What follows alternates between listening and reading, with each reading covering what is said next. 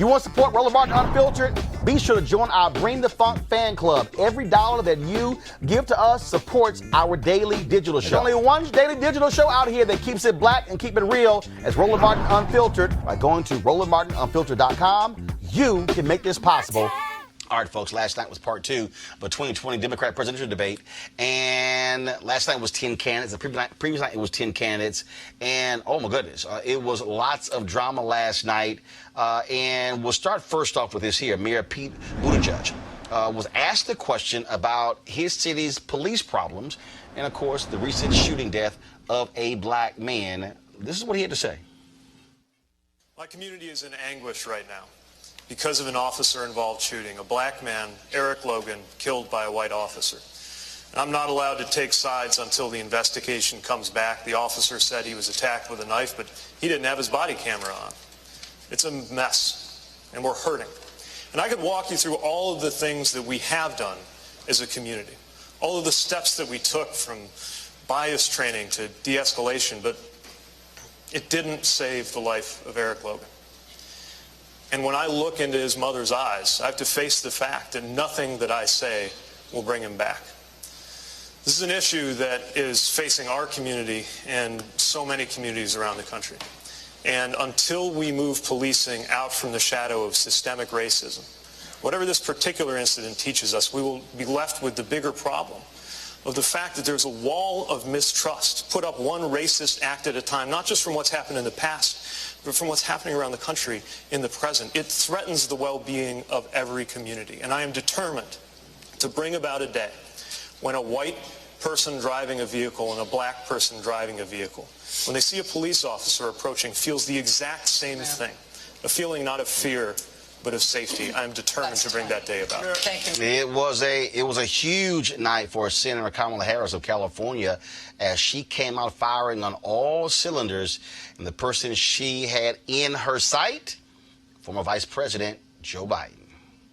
I will release children from cages. I will get rid of the private detention centers, and I will ensure that this microphone that the President of the United States holds in her hand is used in a way that is about reflecting the values of our country and not about locking children up, separating them from their parents. Well, when elected President of the United States, I will give the United States Congress 100 days to pull their act together, bring all these good ideas together, and put a bill on my desk for signature. And if they do not, I will take executive action, and I will put in place the most comprehensive background check policy we've had. I will require the ATF to take the licenses of gun dealers who violate the law, and I will ban by executive order the importation of assault weapons. Because I'm going to tell you, as a prosecutor, I have seen more autopsy photographs than I care to tell you.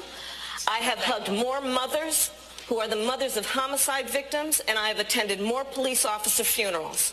It is enough. It is enough. Part of the issue that is at play in America today, and we've all been traveling around the country, I certainly have, I'm meeting people who are working 2 and 3 jobs. You know, this president walks around talking about and flouting his great economy, right? My great economy, my great economy. You ask him, well, how are you measuring this greatness of this economy of yours? And he talks about the stock market.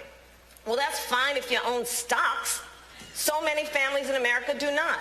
You ask them, how are you measuring the greatness of this economy of yours? And they point to the jobless numbers and the unemployment numbers. Well, yeah, people in America are working. They're working 2 and 3 jobs. So when we talk about jobs, let's be really clear. In our America, no one should have to work more than 1 job to have a roof over their head and food on the table.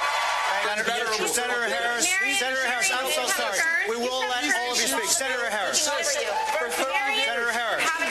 Please, we will let you all speak. Senator Harris. We can't afford to wait for evolution on these issues. Hey, guys, you know what? America does not want to witness a food fight. They want to know how we're going to put food on their table. Yes?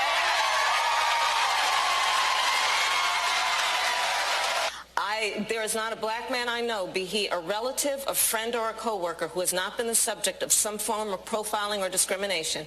Growing up, my sister and I had to deal with the neighbor who told us her parents couldn't play with us because we were black. And I will say also that in this campaign, we've also heard, and I'm going to now direct this at Vice President Biden, I do not believe you are a racist. And I agree with you when you commit yourself to the importance of finding common ground.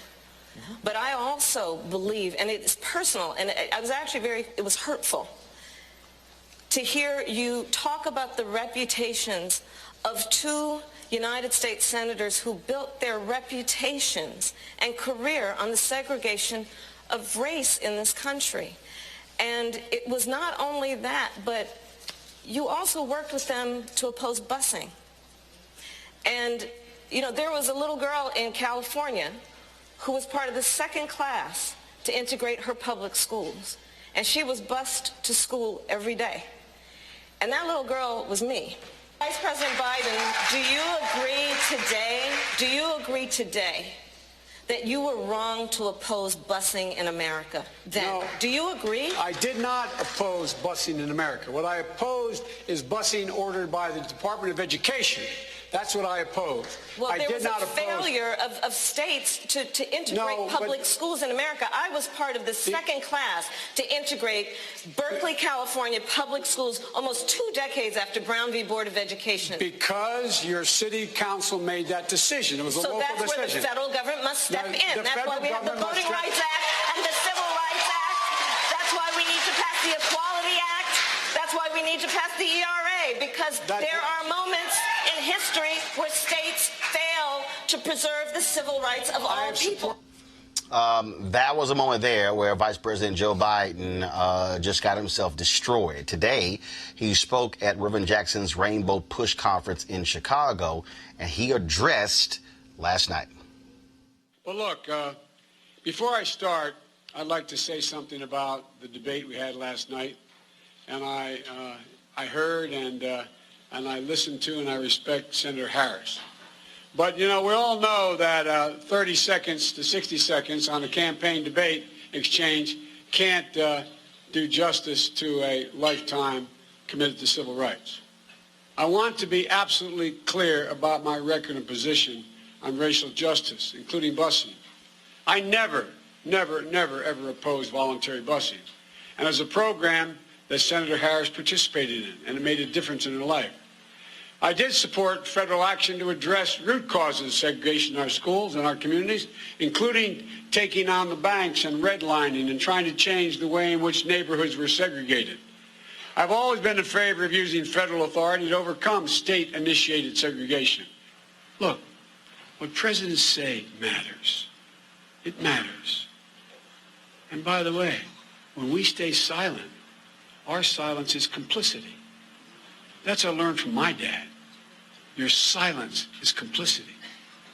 You know, I promise you, if I get elected president, I will be a president who stands against racism, the forces of inclusion and intolerance everywhere in our society, in our institutions, in our voting booths, and in our hearts.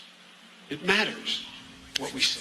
All right, folks, back to our Roland Mark Unfiltered video in just one moment. Hey, folks, marijuanastock.org has another great investment opportunity. If you were lucky enough to invest in their last crowdfunding campaign, you know they raised a ton of money in just a few months investing in legal marijuana farms. Those initial investors now own shares of a publicly traded company. They are certainly on fire. And now they have a new investment opportunity that is as good, if not even better, than the last. I'm talking about industrial hemp CBD. For those who don't know, the hemp plant is the cousin to marijuana with a much higher concentration of CBD, which means hemp CBD gives you all of the medical benefits of marijuana without getting you high. Until recently, hemp farming was practically illegal in the United States and heavily regulated by the DEA. However, the 2018 Farm Bill changed all of that. It is now legal to grow hemp CBD in the U.S., creating one of the largest commodities worldwide.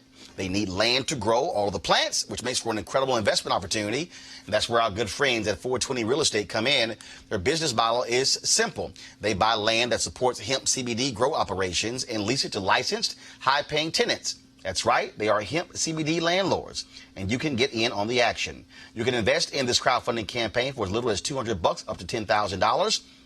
Again, you don't want to miss out. You should join, folks, if you want to, by investing. Go to marijuanastock.org to get more information. That's marijuanastock.org. You can get in the game and get in the game now. Now back to your Roland Martin Unfiltered video.